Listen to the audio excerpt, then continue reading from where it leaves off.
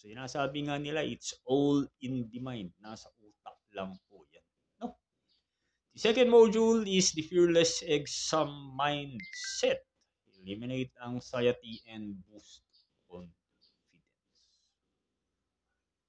Eh bakit exam yung pinag-uusapan natin? Nandito tayo sa mindset, sa fear of failure and eliminate anxiety. Oh, come on, sa examination po. Believing that you can prior it starts makes you halfway there. Kasi nasa mindset lang po yan. We will boost your confidence that going into the exam and with coupled with the strategies, you know that you are capable. You know that you could actually pass the exam. Our objective here is to remove the fear.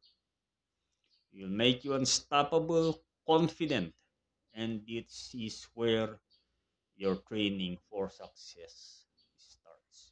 Yun yung first two modules to build confidence.